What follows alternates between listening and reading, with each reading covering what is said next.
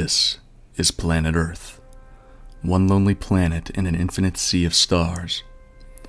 Somewhere on this spinning mass, a life form sits in a dimly lit room in his mother's home, a speck among specks, drinking cheap beer and playing video games. That someone is me, Anthony with Aimless ATL.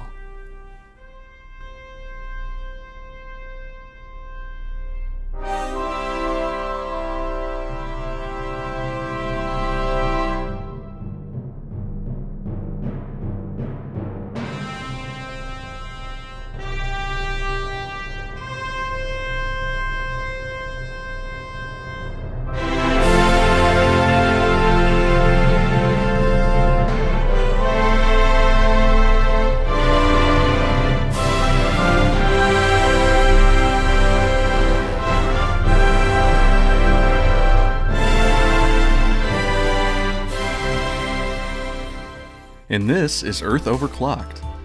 It's a roguelike shooter from Chronicle Bench, a small indie company. It's their first title. It was released back in 2015. It's been on my wish list for quite some time now. I've just never gotten around to picking it up, but it's actually on sale for 90% off until June 22nd right now on Steam. It's originally $4.99. But you can get it for 49 cents, and honestly, I'm going to be completely honest, I wouldn't pay a penny more than 49 cents for it, but for 49 cents it's pretty fun. So I didn't get a chance to do any co-op, but it does have 4-player co-op. It's got randomly generated levels, a bunch of different enemy types, bosses, little dungeons. Basically, you're a time traveler and your time machine breaks and you get stranded on this crazy mixed up Earth where everything is trying to kill you. So basically you just have to collect all 4 pieces of your time machine to get back. Once you collect all 4 pieces, you can unlock different game modes, and depending on how many points you get a bunch of different weapon unlocks. I haven't actually put too much time into it, maybe 30 minutes or so, but I've been having fun with it, and so I just decided to bring you guys a little gameplay, check it out, see what this game's all about, and maybe you can pick it up and, we can do some co-op or something. I've played a lot of games like this in the past. For instance, Hero Siege, which is a far superior game. I've had a lot of fun playing that game with my buddies in the past. But once again, for 49 cents, I can't really complain. It's pretty decent. It's a pretty good time killer. So basically, you saw in the beginning, you can pick from 5 different costumes that change how your character, like what kind of stats and special abilities your character has, and other than that, everything is just kind of left up to chance as you pick up power-ups in the game, potions, weapons. They have melee weapons and ranged weapons, as well as hybrids like, there's like a boomerang and a whip, and various things like that. You can see right now I'm playing with a paintball gun, which is, pretty funny. There's a couple silly things in here that you'll see cropping up as you pick up different chests in the game. So a really kind of disappointing story about this game, about the developers of this game. They actually had planned to do a bunch of future major content patches. There was supposed to be an expansion pack, and they actually canceled it because the software that they used to make the game and the game engine was apparently so bad that they kept having a bunch of coding errors. They've got screenshots of errors that are plaguing their coding as they're trying to develop the game, and so they actually had to abandon it and start working on a new game that's been in development that's like a like a turn-based RPG or something like that. And I thought that was kind of a sad story, especially if they had planned on releasing a bunch more content for it, because that could have made this game a little more substantial. Like I said, it's fun for what it is, and for 49 cents, it's perfect.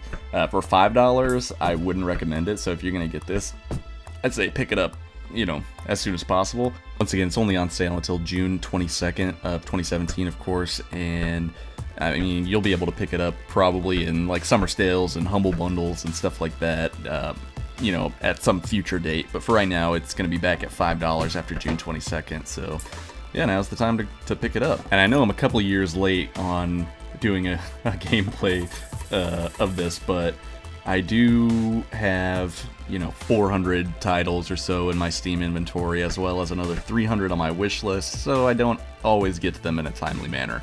Not to mention, the amount of indie games on Steam is just getting completely absurd. You've got, 5 or 6 new releases coming out a day. The market's absolutely saturated, just flooded with titles like this, which isn't necessarily a bad thing. It is hard to kind of differentiate between what's absolute trash and what's fun. Like I said, for 49 cents, I would qualify this as fun. Obviously not worth $5. There's so many games you can get for $5, so not to talk bad about this game, it's just that's a little bit high for this, but it does provide a pretty fun challenge, and I'm pretty excited to play this with somebody else, so trying to convince some of my buddies to pick it up. If you guys want to play, you can leave a comment below, and we can link up on Steam or something like that. One thing that I did notice that is lacking in this game is a soundtrack. A lot of these indie titles nowadays have phenomenal soundtracks. I don't know where it's coming from, where these awesome artists are coming from, just out of the woodworks with these. This one, it's just kind of the same repetitive, generic song. I'm not really digging it, and oddly enough, that's a big thing I look for in these indie titles, is cool music. So the repetitive, kind of generic action music isn't really doing it for me. But maybe that's just me. Maybe I'm picky. I definitely am picky. But obviously not game breaking. I can always mute it and play whatever I want in the background. But it is a nice little addition when they do have good music along with the games.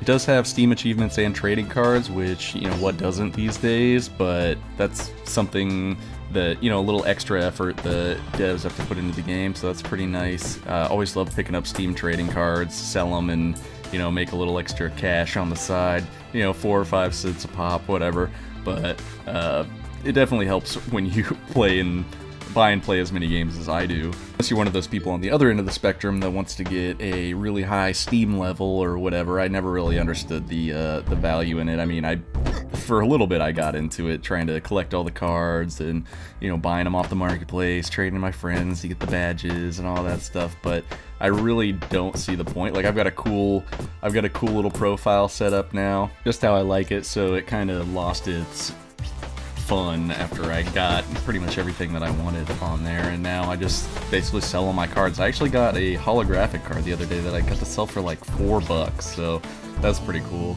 I mean, that paid for this game and a couple other items on my wish list, actually.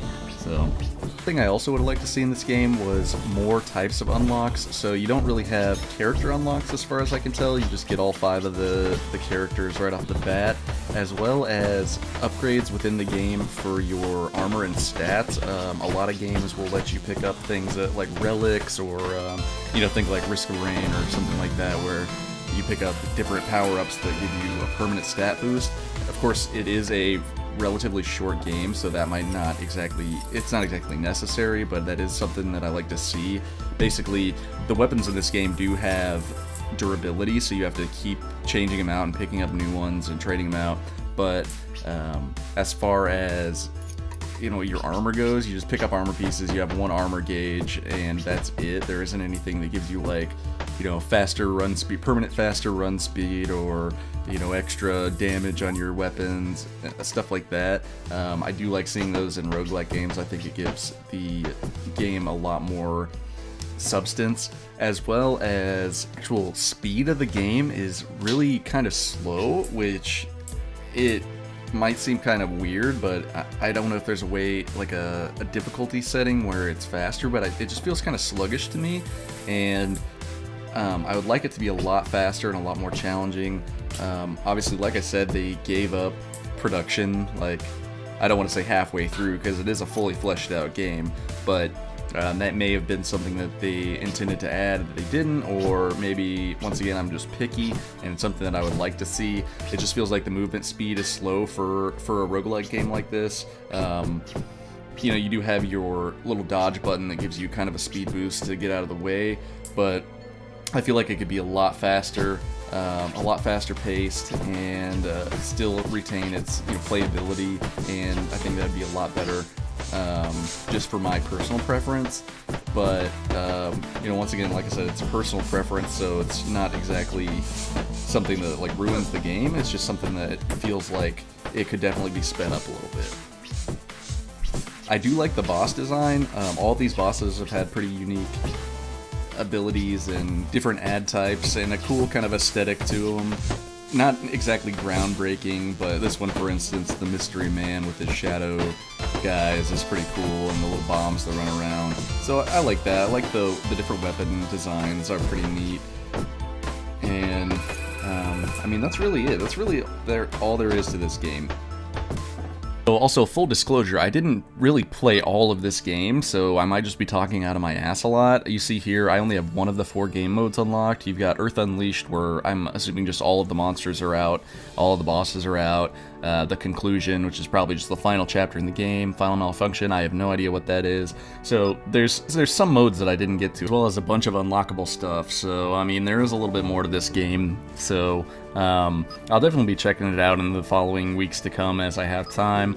And once again, thanks for tuning in. If you would so kindly leave a like or a dislike, I'm not picky, comment, or even better, if you could subscribe, that would be awesome. Be sure to check out our website, aimlessatl.com, and we'll see you next time.